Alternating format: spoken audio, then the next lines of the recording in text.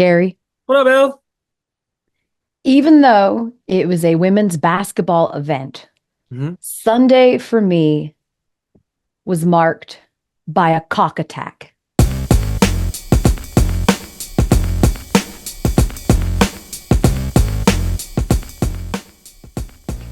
Welcome to the Elle Duncan Show with Gary Streisky. Elle, were you in a sauna somewhere? Elle, were Oh, you in a sauna in Boston? like a group of hot young co-eds on spring break. It was just cocks coming everywhere. God. Let me Elle, we're explain. 10 seconds into the show. These are all things I wanted to say on the broadcast, and I was like, I'll save it. Okay. All right. Well, you could probably get away with it. You can say anything on TV once. I tell everybody that. That's true. Better to ask for forgiveness than permission. But so we go for college game day, our first of the year, Columbia, South Carolina, me, Andrea, Chene, and they tell us I've had many run-ins with Sir Big Spur, who is the Hmm. Yes, official yes, Gamecock. He is the live mascot yes. for South Carolina.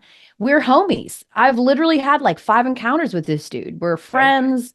I've pet him. I've held him before. We have the same hair color. I always like to refer to us as twinsies. It's in the family, obviously. Yeah, like it keeps in the family. And so before the handler, we're going to open up game day live from the court, and I'm going to call in for Sir Big Spurt right off the top of the show. He's going to come in. I'm going to hold him for a little bit. The crowd's going to go crazy because they love this damn cock.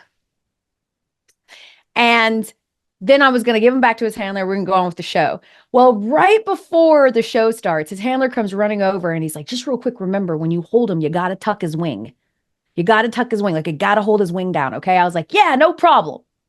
Oh So the my show God. starts, and I'm like, bring him out here, Sir Big Spurs. And he comes over, and right away, I can tell the handoff is bad. Like, this is one of those situations where, like, maybe if you're a running back in the NFL and right away you're like, this is not a good handoff.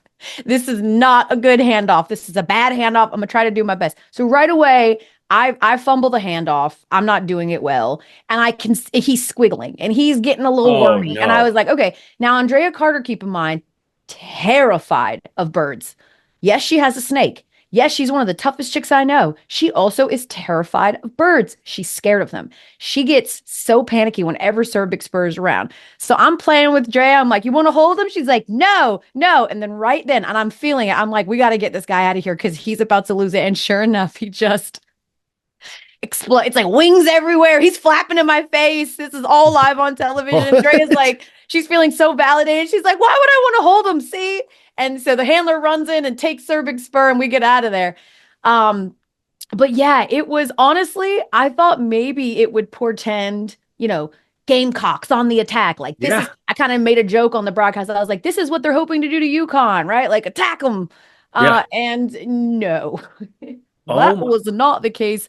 As we saw, one of the most shocking outcomes that we've seen in women's basketball in some time. I mean, UConn absolutely blitzes South Carolina to hand them their first home loss in over 4 years. Crazy. December 3rd, 2020. I did the highlight the next morning, and it was a 71 game home win streak for Dawn Staley. I was watching that, and I was like, this is the game that Azzi Fudd needs. But then I remember, wait a minute. This is on the heels of Azzi Fudd's career high, season high of 34 against St. John's. So this is the stretch, and this is the Azzi Fudd that UConn fans have been clamoring for and wanting and needing and knowing is down there somewhere aside and next to all of these injuries. Yeah, I mean, because to your point, like, yeah, she had, a season high against St. John's, but because they play in the Big East, people have zero respect for anyone that they play in the conference, right? Uh-huh. UConn is always going to be judged by ranked teams, measuring stick type of games. And before Sunday, they had lost all three of those games. They lost to SC, they lost to Notre Dame. Again, they lost those games without AZ Fudd, right? They didn't Yeah. have her. And then they lost to Tennessee, which is the first time they had lost to a ranked team with all three, or the measuring stick type of game. They Yeah. beat ranked teams, obviously, but this was sort of the first time that they had their full complement. And it was interesting because I'm going back and I'm sort of looking back, and I'm gonna give it to Gino too next time I see him. But Gino joins the desk, and I asked him about, because he of course uniquely knows what it is to have that kind of win streak. South Yeah. Carolina did have the fourth longest home winning streak behind a Stanford team that did it longer, and two different times that UConn also did it longer. I think a 99 game win streak at home. So I asked Gino just about, because he understands what it's like when you're the person having to defend home court in that way. And he actually said something that I think, now that I look back on it, is probably the approach that his team took.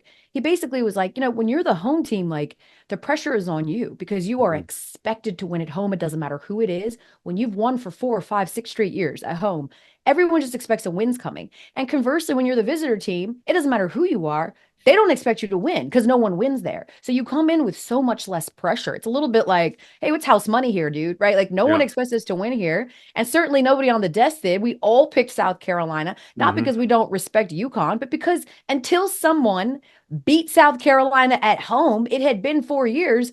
How do you go against the home team, right? Ultimately, we were all real wrong. And honestly, by halftime, we knew it. Like, I guess we kept waiting on this like time when South Carolina would figure it out, or it was like this punch in the mouth right away. And then it was like, all right, but they got it back within 10 after being down by as many as like 17, 18 before the half.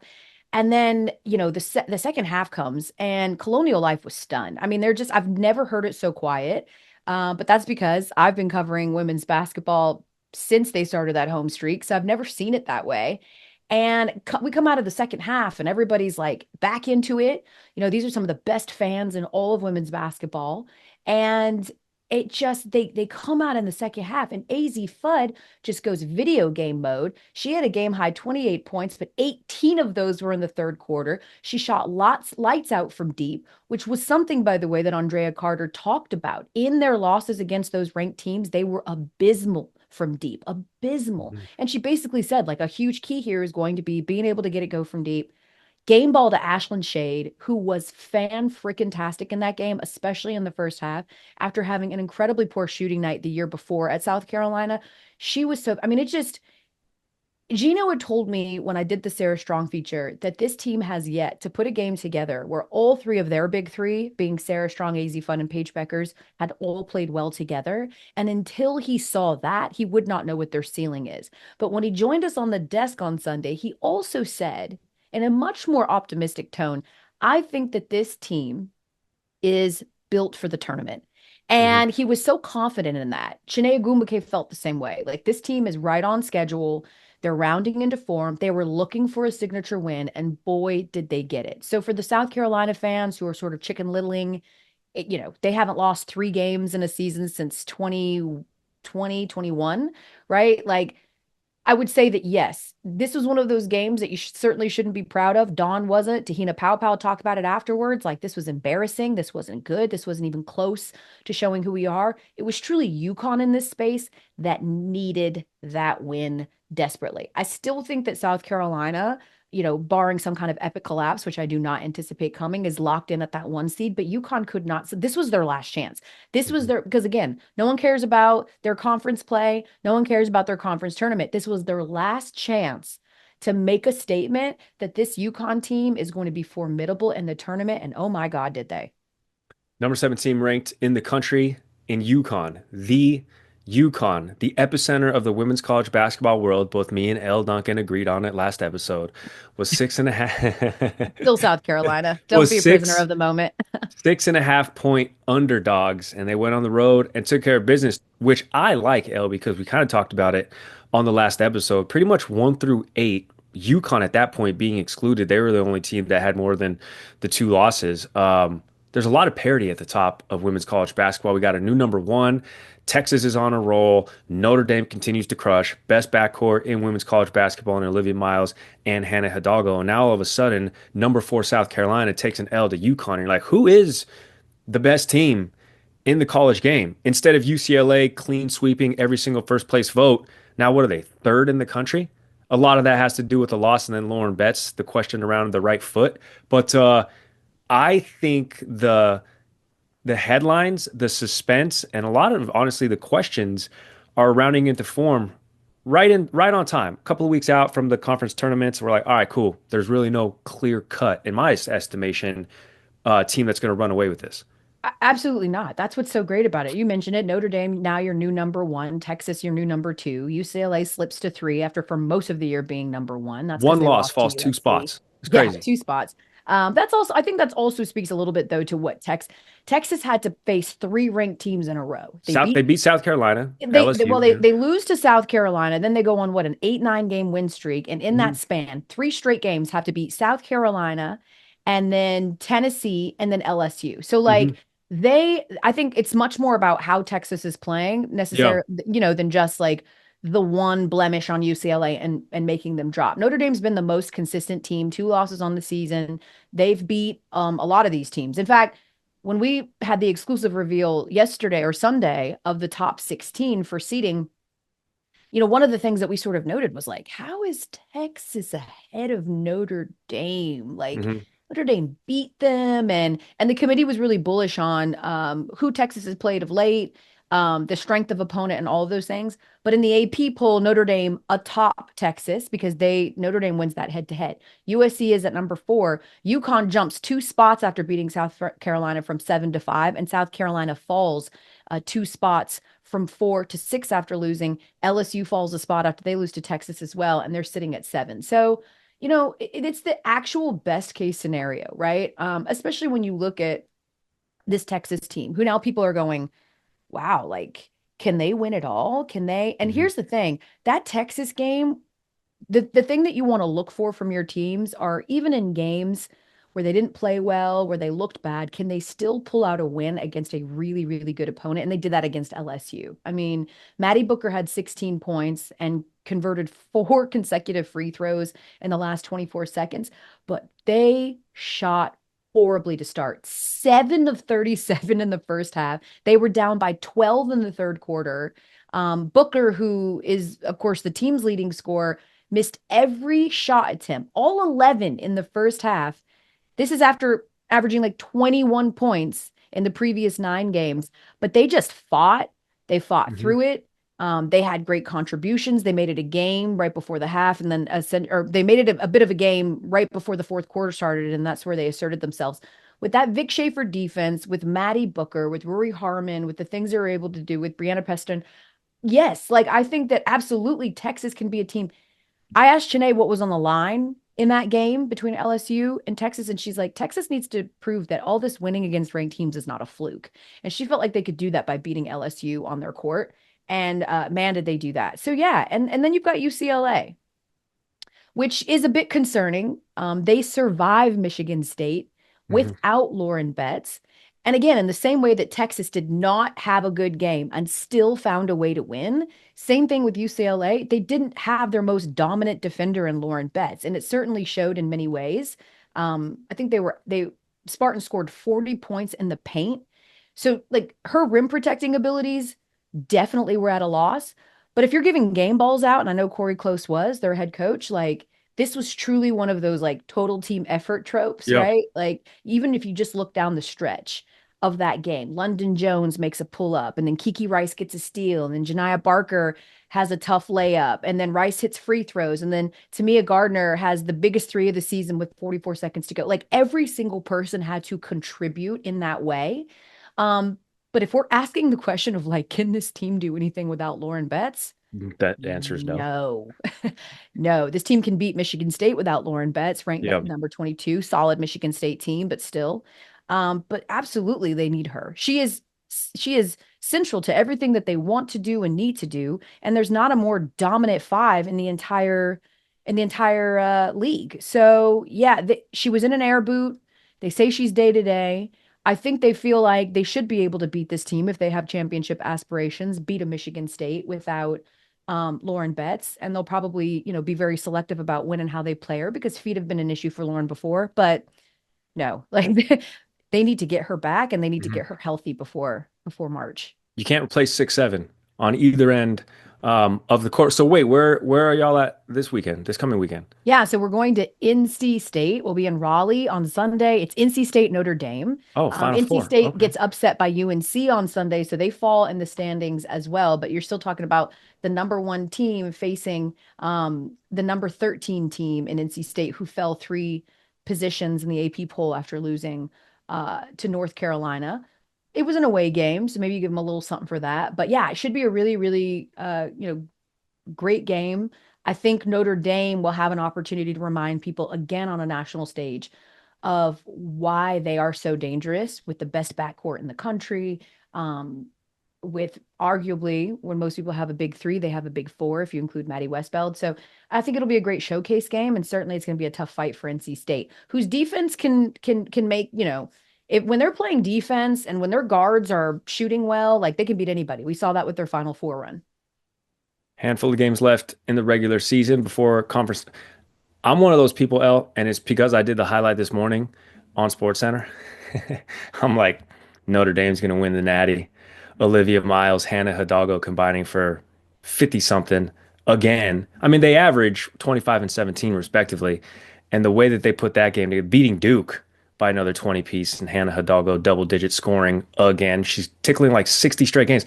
Actually, matter of fact, this Saturday, if she goes for double digits, that'll be 60 straight double digit games Yeah, scoring, which I'm sure you guys are going to talk about on set. But Notre Dame looks nasty. I like it. The they the do. storylines are starting to build just in the nick of time. Not that they weren't all throughout the season, but it really is a coin flip between like the top half dozen teams.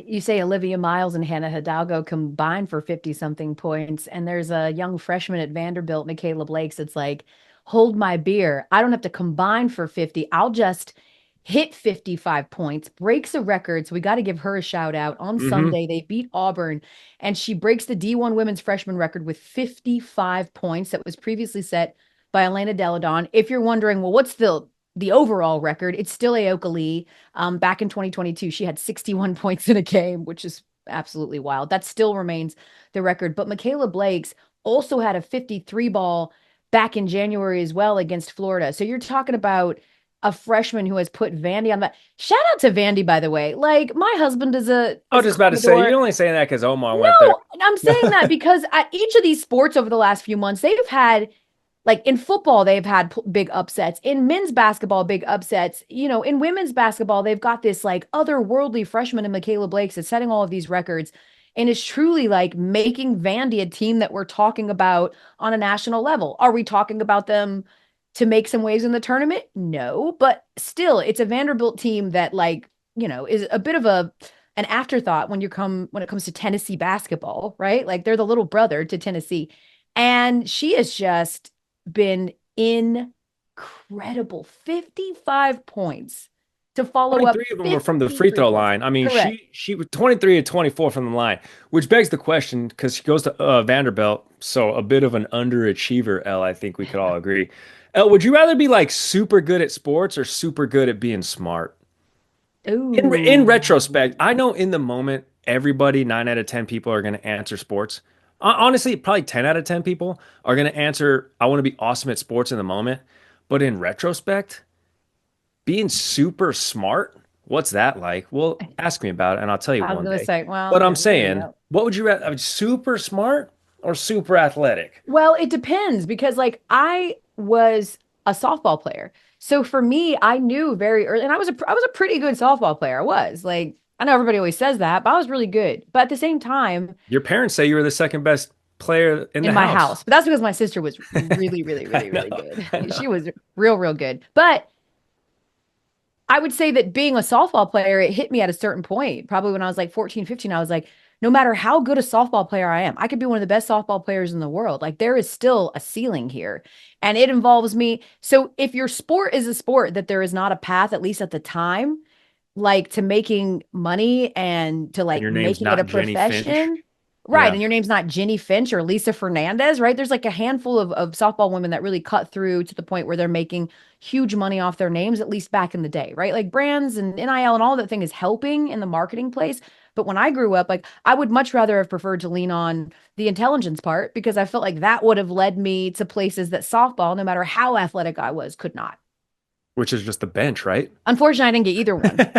I'm just playing. I So didn't get the remember, great kids. athleticism or the great intellect. So remember, kids, the pen is mightier than the sword, and in Elle's case, the bat too, Yeah. which went cold every now and again. Elle, what was your career batting average? No, I didn't. I actually had the best on base percentage in the state my senior year. I Okay, always got on base. so you drew a lot of walks. So you drew a lot of walks. I got on base no matter what it took. I could get Oh, hit by a pitch. I could walk. I could do a single. nice. I could do every bunt. Like I was the leadoff. I had to get on base. That was my goal. I Yeah. wasn't a home run hitter, but I'd get on base. And if I had to take a pitch, I'd do that too. Just leaning in, just 100%. leaning into it. Big weekend, by the way, for UConn. We got to give a shout out to Napheesa Collier and Aaliyah Edwards. They made the 1v1 finals in Unrivaled, which, by the way, we'll get into All-Star, but I think they need to Oh be taking a God. page from that book. So We don't have Unrivaled, to of talk about course, this. is the 3v3 league, but they also have this little in-season tournament, just like a lot of other places do. And this was a one-on-one, and the winner would get $200,000. And ultimately, Napheesa Collier of UConn faces Aaliyah Edwards of UConn, and she ends up winning. But I thought that her comments afterwards were just so on point. She was like, "My entire WNBA salary is what I just got in 30 minutes of playing one-on-one. On Yeah. top of the fact that they already make $200,000 to play in the league, and then they get equity, of course, they get a stake because they were the founding sort of Hmm. participants in the league. So you're talking about her making, over $400,000 to play and then win a tournament. That's 2 years salary in the W. It's absolutely wild. And it was super fun to watch. Like, I think Hmm. Unrivaled has nailed the part of intrigue, keeping it interesting. Yeah.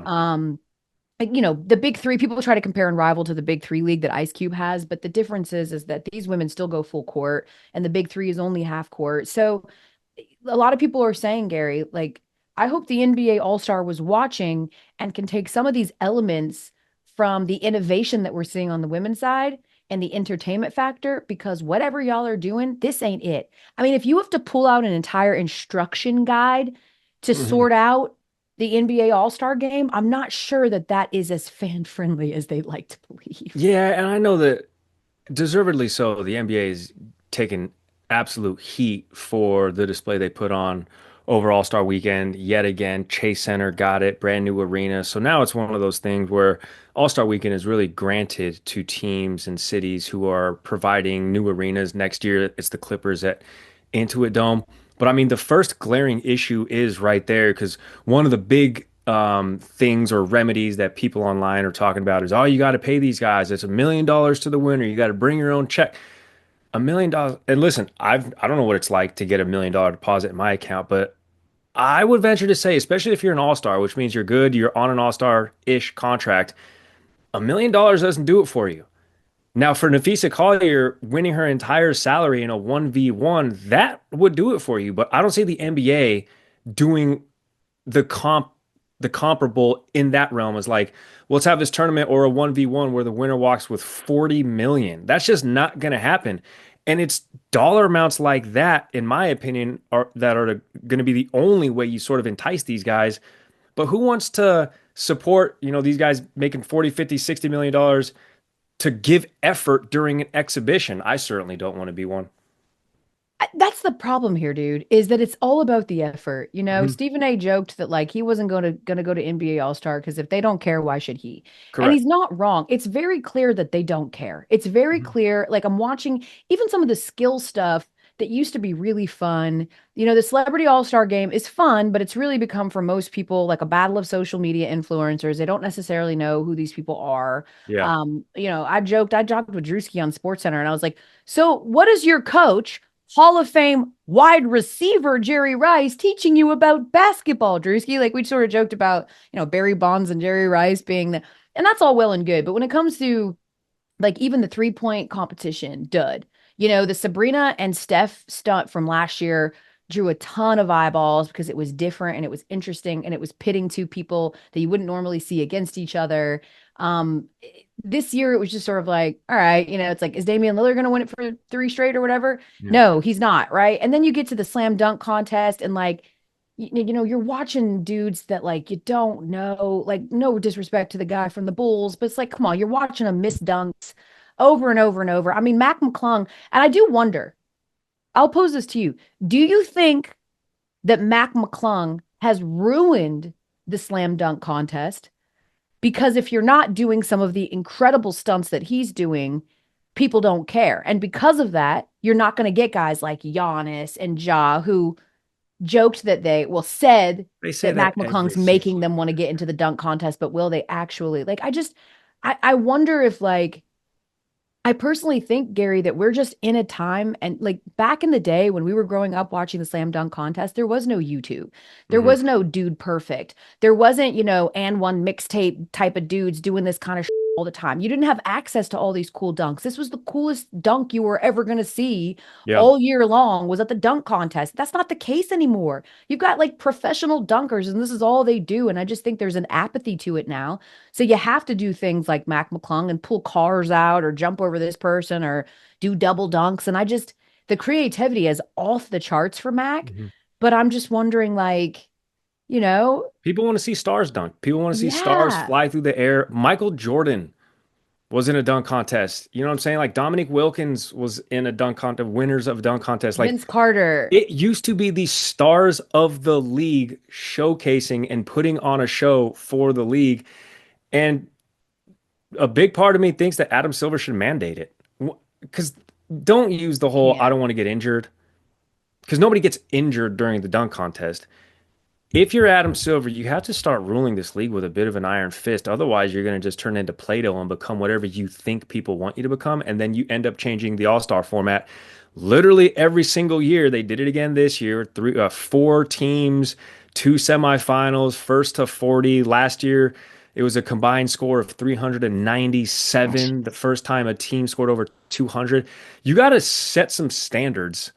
I mean, you got to set some standards and make your stars participate in these events. It doesn't matter if John Morant did a regular, as the listeners might be tuning into this. I'm using quotes because doing a 360 dunk is still sick. And 30 years ago, people would have been like, this dude's an alien. You need your A tier talent to participate in these events. You have to mandate it. And I think that's the start because people will watch John Morant, Anthony Edwards, LeBron James. I know I'm missing some other high flyers. Zion Williamson. They will watch that dunk contest no matter what. You got to mandate it. Playing devil's advocate, though, okay, it feels a little bit like some of these dudes are damned if they do and damned if they don't. If Zion Williamson shows up to the dunk contest, all anybody's saying is, oh, yo, big can be in the dunk contest, but you can never play. You ain't never available to play, but you available to be dunking on everybody, right? Like every it's that's I think you can't mandate people to do something in an exhibition play. The best you can do is incentivize it in some kind of way. Money is clearly not the incentivization at this point. So you have to Money's not it. incentivize it in some way that means something to them and then hope that they have the competitive spirit that they'll want to face each other. Some people are saying make it international basketball versus USA basketball Hmm. because whenever there's some sort of like country pride on the line, we're seeing that right now with Four Nations. I've never watched so much hockey in February. I It's love pretty Four sick. Nations. It's awesome. It's Four so Nations is fun. sick. It's great. It's Four like Nations is sick. it's sick, right? It's like it's great. Like, and these guys care. I mean, we saw it in the first USA Hmm. Canada matchup. They had three fights in the like before they could drop the puck. Like they give a damn. But it's also because they are representing their countries. Like Hmm. it is about country pride, national pride, and so you get buy-in from the fans and you get buy-ins from the players. But like playing against your teammate in group of fours and whoever hits Yeah. this, No, it's whack. it's not great. And it didn't help that my guy Draymond Green is on the broadcast, just denigrating the broadcast the entire time. I mean, the He whole was like, time he's "This like, is the this worst sucks. All-Star game ever. What's 1 to 10? I'd give it a 0." By the way, if they went World versus US, the US would get smoked. I think so The too. five best players in the league right Yeah. now are four SGA, and one. Jokic. I mean, like Giannis, Luca, Giannis, Giannis, Luca. Luca, and I know I'm missing somebody. Yo, what's funny is they had Trey Young as a global superstar because Giannis was hurt. But no, L to like the whole incentivizing thing that doesn't work either. They try to do that as it relates to winning MVP. You have to hit the certain threshold of games played, and Joel Embiid was like, I don't care. This dude has played fewer games than he's missed in his career, and these players, man, like I don't know. The money desensitizes them from any sort of fire. I hate to call that out, but you're making 50, 60 mil. Why are you going to show up and do a couple of dunks to win a Yeah. million bucks? What's $1 million to these Yeah. guys? Yeah. It doesn't mean much. Nothing. Yeah, I will say this though. Steph Curry said this after the game, after he won MVP of the All-Star game, at their home court.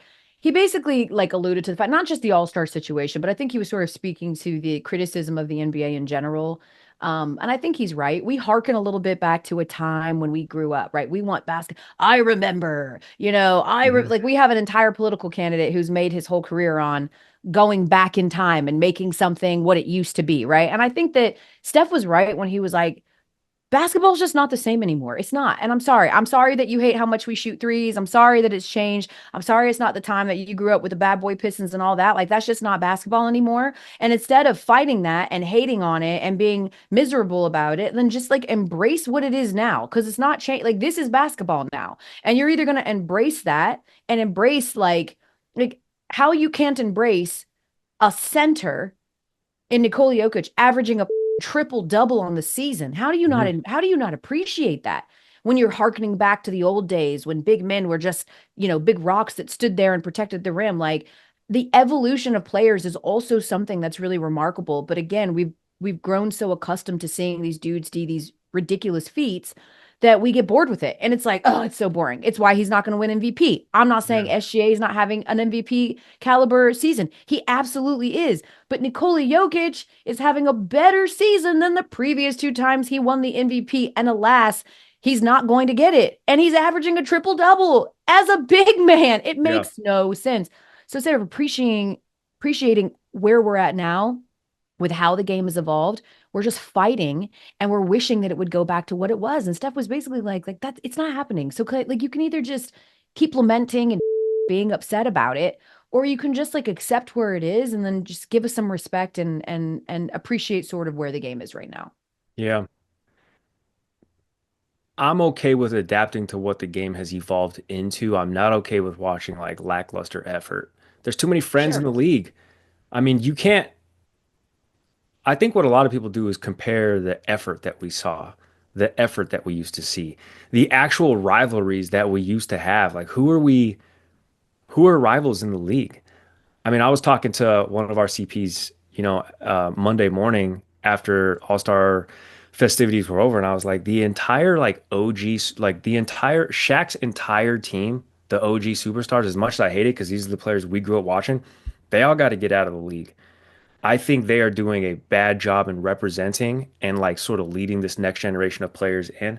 And I'm talking about the LeBrons and the Kyries, and the KDs and the Stephs, the Paul George. He's not an all-star, but he gets clumped into that mix because I do see like the effort and the want out of like younger players. A lot of them who haven't been paid yet, so they Yeah, still they're have trying to that. prove themselves. They Yeah. they still have that hunger to get paid, but like the ants and the jaws, and the SGAs, like those guys I watch. You can turn on a random regular season game and you'll watch them and be like, damn, these guys won it. And then you turn on a playoff game sometimes with the OGs and you're like, damn, these guys are bored. So I just think it's got to be a changing of the guard eventually here in the league. I mean, I wouldn't like lump a guy like LeBron in there. The dude's still averaging over 20 points per game and he's 40. Like I don't think he doesn't have to play anymore. Uh-huh. Clearly. I think like I also think that there is something to be said, and that faces anybody. When you haven't experienced a championship before, when you haven't experienced big success yet, when you're a precipice person, when Hmm. you're a verge person, of course you're fighting harder. Like I used to walk around ESPN and just pop into people's offices and be like, any chance you need me for something? Like I'd love to work, I'd love to work more. Now I'm at a point where I'm like hiding from people. I'm like, please don't call me. Hmm. Hmm. And it just comes with like, and I don't mean that I'm not trying to show a lack of humility there. It's just that like your lot in life changes the more success that you get. So you seeing like a half sort of effort from some of these big superstars in the regular season, but that's because they know what it requires to win championships. And they know that their best effort is really served in April, May, and June. They have a super long postseason. They have the longest postseason, right? Like their postseason is 3 months long. So I think some of that is, and again, I don't believe that the NBA or any of these other leagues are in crisis when it comes to playoff times, right? The crisis that we talk about, the lack of viewership, that is relegated to regular season. I don't know how you make people care about 82 games. I have no answers. I don't. But I would say that like ratings don't plummet in the postseason, people want to see postseason matchups because they've come to expect that's when they're going to see the best basketball. And with so much on the line, incentives and all of these things, you can understand why some of these dudes want to protect themselves as much as possible so that they can be better positioned in April to make a real run. So yeah, they're taking off a little bit in November and December and January. And I don't know, I don't blame them for that. I understand that's probably a part of it. As a fan, I hate that shit. I wish that every single game they went all out and they felt like they had something to prove every time they walked onto the court, but they don't. And I don't know how you change that mindset. But we do get good basketball in the postseason. We do. We get good basketball where they try and they care and they play defense and they're scrambling and they're grinding like we do. Would you agree? You think we get that same level of bad basketball in the postseason? Because I don't think we do. No, I mean, I think by way of the playoffs weeding out just not good teams, you immediately and you naturally get better basketball overall. Because I mean, it's the teams that, you know, that prove throughout 82 games that they're actually a good functioning team with some depth. Um, yeah, I think it's in there somewhere, but I think it would start with a new crop of faces of the league. I don't know. We just need to change the guard. L, just like voices in locker rooms get stale, voices in leadership get stale. I think voices as faces of your league eventually get stale. And listen, I'm not taking anything away from LeBron James or Kevin Durant, what they've done for the NBA, but golly, man, we need some new faces and voices. And there goes El Duncan again, supporting the old one percenters. Unbelievable. You There really he have goes. There changed, he goes. L. There he goes. Hey, No, I executives think that listening. I think actually a lot of people in the NBA think it's an existential crisis when we lose all these dudes. And I find it interesting that you're on the other side saying like, I'm ready for him to move on. I think there's a lot of people that are like, what the hell are we going to do when we don't have LeBron and Steph and KD and these guys who's just are marquee names that we can sell you on right away. But listen, you mentioned something getting stale, and I have to close the show out with this. What do we got? What do we got? I am always on team. When you win a championship, Oh, yes. you should be a graceless winner. A Grace You List find winner. Okay. graceless. You finally won. Talk your.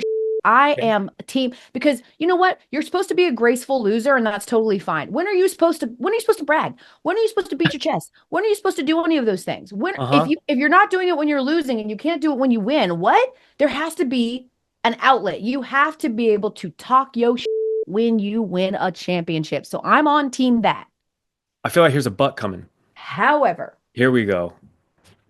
CJ Gardner Johnson needs to Okay. shut the up. Why? So CJ Gardner Johnson, as you know, is an Eagle.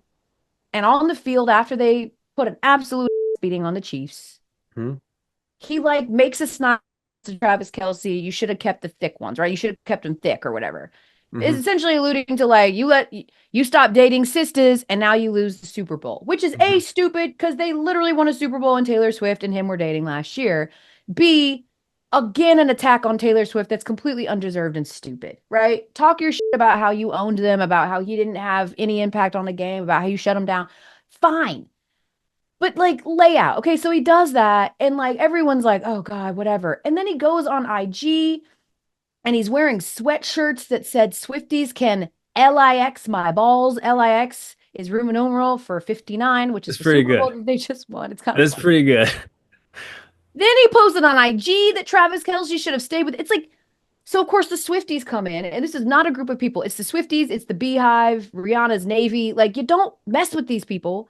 So the Swifties come in and they absolutely tank CJ Gardner Johnson's mom's restaurant Hmm. reviews out of retribution because certainly they can't do anything to him at this point. And it's just, I just don't get the fascination and obsession with like let it go, bro. You beat them.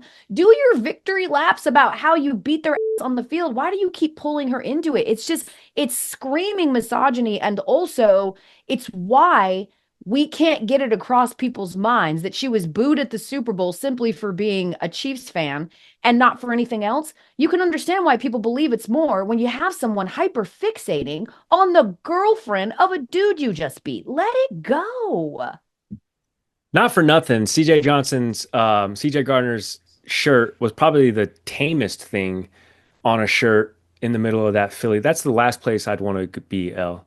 The Eagles Super Bowl parade in Oh Philadelphia. man. That's the last place on earth. You couldn't pay me NBA dunk contest winning to be with the locals street level. Um, I will say that CJ Gardner Johnson and Travis Kelce going to have to fight if Travis ever sees this dude. They're gonna have to. I mean, you can't say all that. Like, you can't, if you're Travis Kelce, you can't let that go. No. There's many levels where you could have let it go, but there's at a certain point, maybe it was with by name or when he said he should have stayed with the thick ones, where you can't let that go. You have to at least baseball fight him. Like, bro, what did you say, bro? Hold me back, bro. If you ever see dude in public, right? Oh yeah. Like they do have to fight. At the same time, like there are people that are like, yeah, he's gonna have to fight him. But there are people that are going, hey, you said it was gonna be an honor to play in front of a president that literally attacked your girlfriend over and over and over again. So maybe So he's Travis not. Kelce got to fight mad people. Maybe it's going to be a Royal Rumble. Oh God. All right, that's enough. Folks, rate, review, subscribe, drop us in the comment section. What do you think? Should CJ Gardner Johnson, should he shut up? And should his poor sweet mama have to pay? Yes. No, it's not Unfor- fair. You know his mom is like, boy, if you don't shut your up, should she have to suffer the consequences of her son's inability to lay out and shut up? I do not believe so. But you all let us know in the comment section. We will see you on when are we taping again, I'll Gary? see you Friday, L. See you on Friday, folks. Peace. Peace.